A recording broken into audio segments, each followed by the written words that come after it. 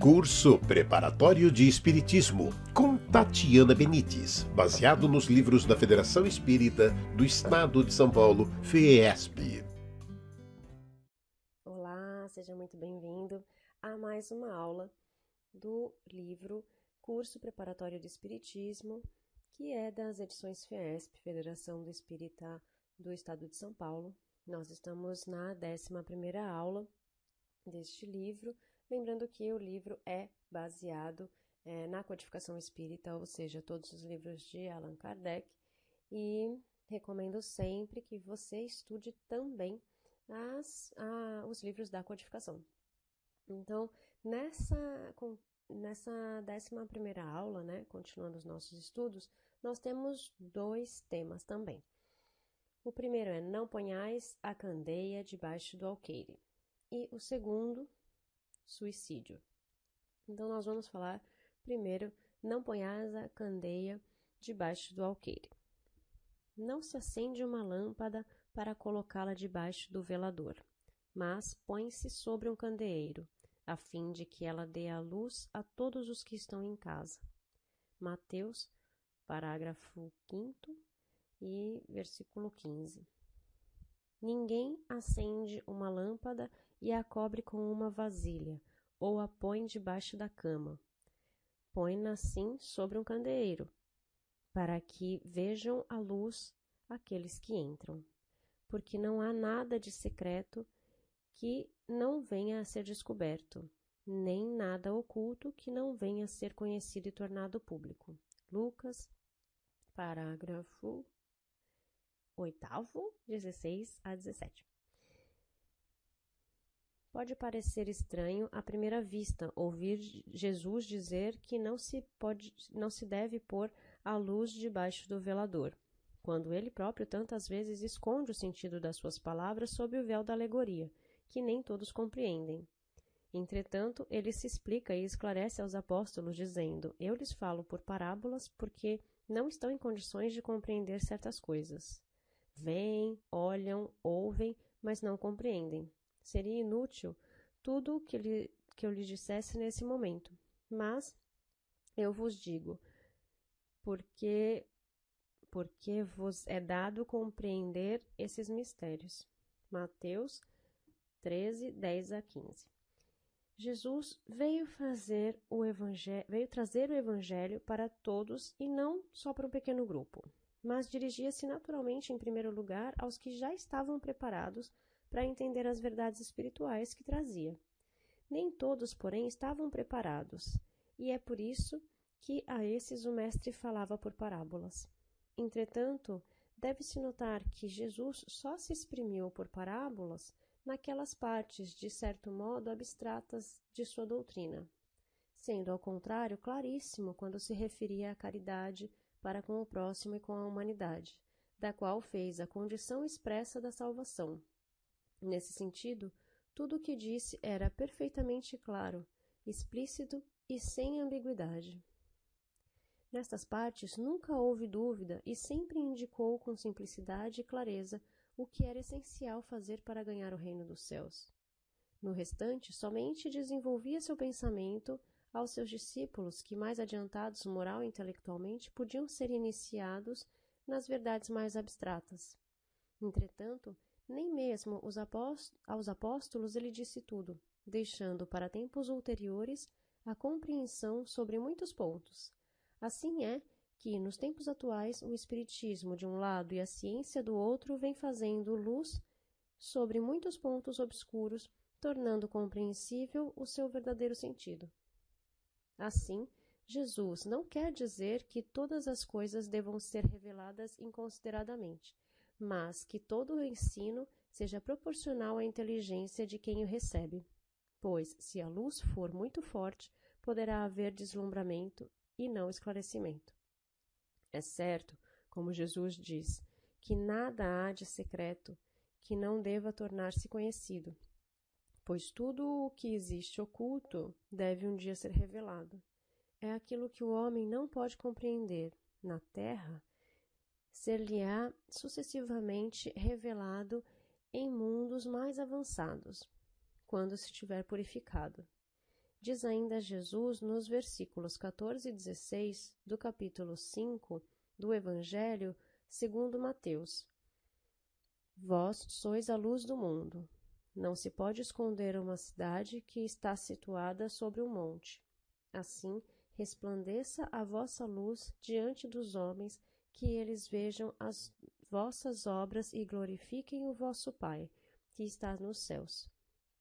Os discípulos do Mestre, como luz espiritual do mundo, devem destruir as trevas da ignorância que jazem nas almas, fazendo brilhar a luz da mediunidade em todo o esplendor, sustentando com dignidade as lutas árduas perseverantes no bom caminho, exemplificando com humildade o desprendimento e a fraternidade, a renúncia e o sacrifício.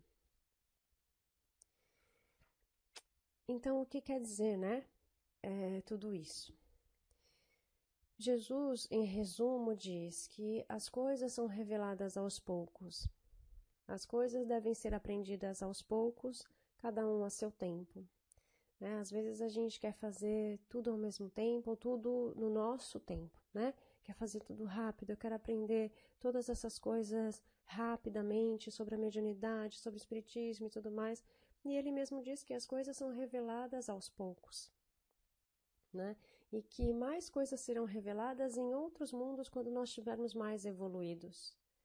Então, que a coisa não termina aqui, Que aqui são algumas revelações, algumas coisas que nós temos que aprender aqui, e quando nós tivermos mais luz, mais evolução, nós num outro mundo, numa outra esfera, nós aprenderemos mais. Então, que a gente não tenha pressa, que a gente aprenda no nosso tempo. Cada um vai aprender no tempo certo. E que as coisas se revelam, as coisas começam a aparecer para nós. E que nós precisamos compreender, Precisamos saber esperar, precisamos continuar estudando para conseguir evoluir pouco a pouco. Bom, o segundo tema é o suicídio. O Espiritismo nos mostra os próprios suicidas revelando a sua situação infeliz e prova que ninguém pode violar impunemente a lei de Deus, que proíbe ao homem abreviar a sua vida. Entre os suicidas, o sofrimento, embora temporário, nem por isso é menos terrível, e sua natureza dá o que pensar a quem quer que seja tentado a deixar este mundo antes da permissão de Deus. O espírita tem, portanto, para opor a ideia do suicídio, muitas razões. Primeira, a certeza de uma vida futura, na qual ele sabe que será tanto mais feliz quanto mais infeliz e mais resignado tiver sido na terra. Segundo, a certeza de que, abreviando sua vida, chegará a um resultado inteiramente contrário ao que esperava. Terceiro, o conhecimento de que estará fugindo de um mal para cair noutro ainda pior, mais demorado e mais terrível. Quarto, o conhecimento de que é um engano pensar que, ao se matar, irá mais depressa para o céu. E quinto, a certeza de que o suicídio é um obstáculo à reunião no outro mundo, com as pessoas de sua afeição que lá espera encontrar. De tudo isso, resulta que o suicídio, só lhe oferecendo decepções, é o contrário aos seus próprios interesses. Allan Kardec ensina que, em O Evangelho segundo o Espiritismo, no capítulo 28, item 71, que a justiça divina pode abrandar o seu rigor, em virtude de certas circunstâncias, reservando, porém, toda a sua severidade, para aquele que quis furtar-se às provas da existência. O suicida assemelha-se ao prisioneiro que escapa da prisão, antes de cumprir sua pena, e que, ao ser preso de novo, será tratado com mais severidade. Assim acontece, pois, com o suicida, que pensa escapar às misérias presentes e mergulha em maiores desgraças. Richard Simonetti, em Quem Tem Medo da Morte, confirma informações dos espíritos de que um dos grandes problemas do suicida é o lesionamento do corpo espiritual. Dessa forma, o suicida exibe na organização perispiritual ferimentos correspondentes à agressão cometida contra o corpo físico. Se der um tiro no cérebro, terá grave lesão na região correspondente. Se ingeriu soda cáustica, experimentará extensa ulceração à altura do aparelho digestivo. Se atirou diante de um trem, exibirá traumas generalizantes. Tais efeitos, que contribuem em grande parte para os sofrimentos do suicida, exigem geralmente um contato com nova estrutura carnal na existência reencarnatória para serem superados, e fatalmente se refletirão nela. O tiro no cérebro originará dificuldades de raciocínio. A soda cáustica implicará em graves deficiências no aparelho digestivo. O impacto violento sob as rodas do trem ensejará complexos quadros neurológicos. Mais do que todos, o espírito do suicida precisa de auxílio, dado o remorso que o atinge por ter agido frontalmente contra a lei natural da conservação. As preces a ele dirigidas são um bálsamo, um alento para ajudá-lo a reerguer-se, abrindo-se-lhe nova oportunidade para reencarnações regenerativas. Então, o suicida, na verdade, ele quer tirar aquela dor dele, ele quer tirar aquela angústia dele, né? E ele acaba cometendo esse ato achando que se ele fizer isso, ele vai ficar melhor, né? Então ele tira a sua vida para que ele consiga tirar dele essa dor, essa angústia, né? No entanto, quando nós fazemos isso com o nosso corpo físico, que é o que está emprestado para a gente aqui, né, para que a gente consiga evoluir, nós estamos ferindo também o nosso perispírito. E quando nós ferimos também o nosso perispírito,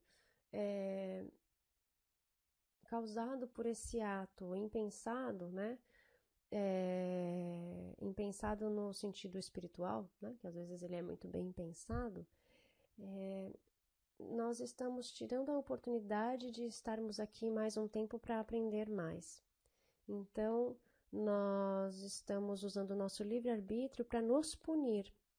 E isso se volta contra nós, né, num plano espiritual, porque nós continuamos sofrendo.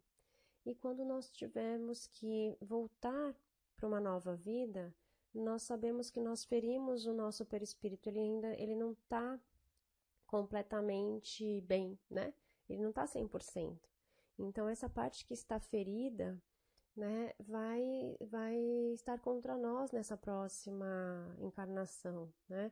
A gente vai sofrer essas consequências de um ato que nós mesmos cometemos, né? Então, o suicida, ele sofre muito mais num outro plano, e quando ele volta, ele tem as consequências do que ele fez, né, na vida anterior.